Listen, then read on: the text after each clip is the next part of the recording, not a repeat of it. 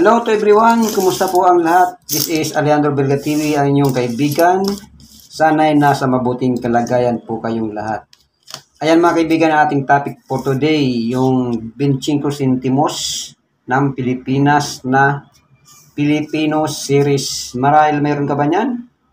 At maraming nagtatanong at maraming nagkakahaka kung magkano nga ba ang bintahan nito ngayon sa local buy sell at maging sa online. Kaya ito yung ating ipapaliwanag ngayon para ma-enlighten or maliwanagan, lalong-lalo na sa mga bago.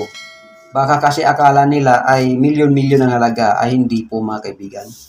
So ayan mga kaibigan, mayroon tayong 11 pieces, 11 na piraso na 25 centimos ng Pilipinas. So ayan mga kaibigan, yung hawak ko ay ang kanyang kondisyon na halos na extra fine.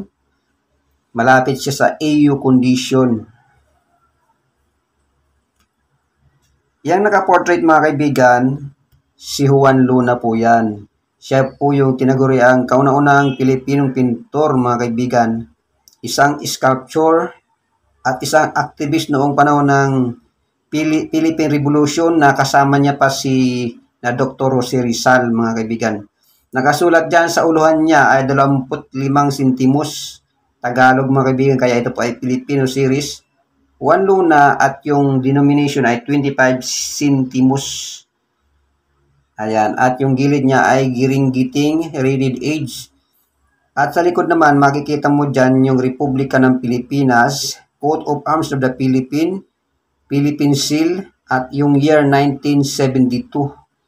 So itong gwarya ito mga kaibigan, ay hindi po silver at hindi rin gold. Ito po ay nickel brass na pinagsamang copper, zinc at saka nickel. Yan po yung composition ng barya, metal na ginamit sa pagbuo ng baryang ito. At ang baryang ganito mga kaibigan ay mayroong ginawa mula 1967 hanggang 1974. Pero yung hawak-hawak natin na 11 piraso mga kaibigan ay lahat po yan 1972.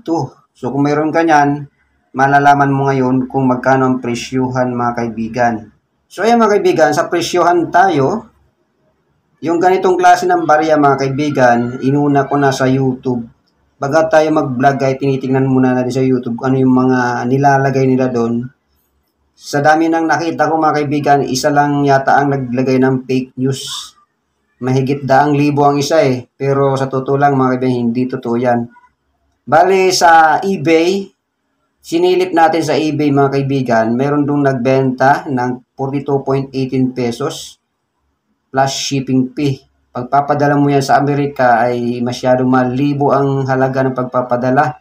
So, yung iba naglagay sila 360 pesos, may nagbebenta ng 84 pesos per piraso, hindi po pare-pareho sa eBay. Sa atin mga kaibigan, sa local buy and sell, sa Coin Collector Group sa FB, mayroon tayong nakita kay Numismatic Trading Philippines Coins in Banknote. Nagbebenta siya doon ng mga barya katulad nito, iba't ibang year mga kaibigan, 74 piraso, nagkakahalaga siya ng 500 pesos.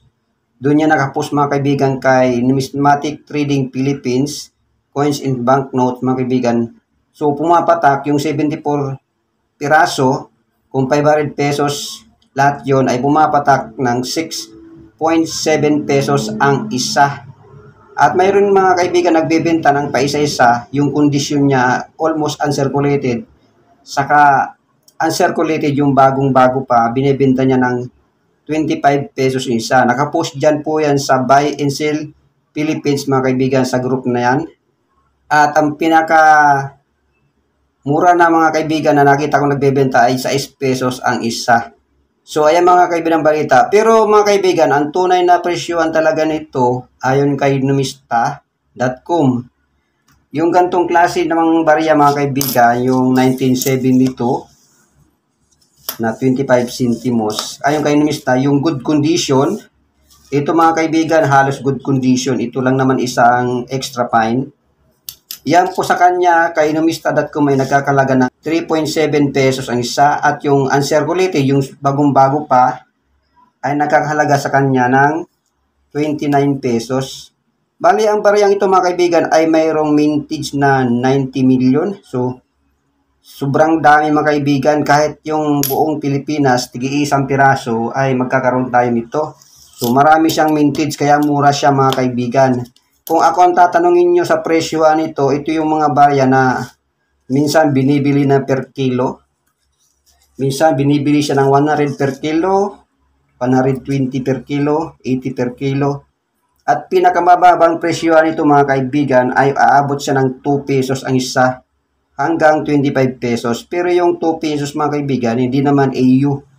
Ang nagkakahalaga lang ng aabot ng 25 pesos ay yung mga almost uncirculated at bago pa.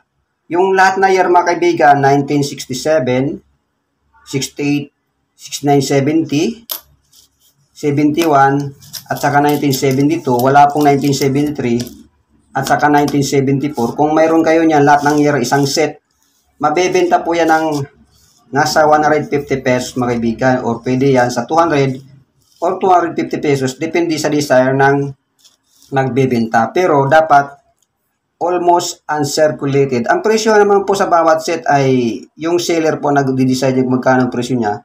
Pero yung makataong presyo ay isang set, lahat na year na yon mga kaibigan, ay 150 pesos mga kaibigan, yung mga bago pa.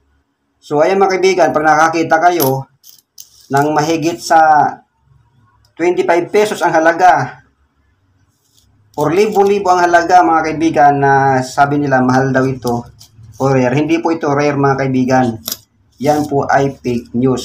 So ulitin ko mga kaibigan, pinakamababang presyo na ganitong klase ng coin ay 2 pesos or per kilo. Per price mga kaibigan, 6 pesos. Pinakamataas ko nang nakitang nagbenta sa group ay 25 pesos ang isa, uncirculated coin. Maraming pong salamat sa panonood. God bless you all. Bye-bye!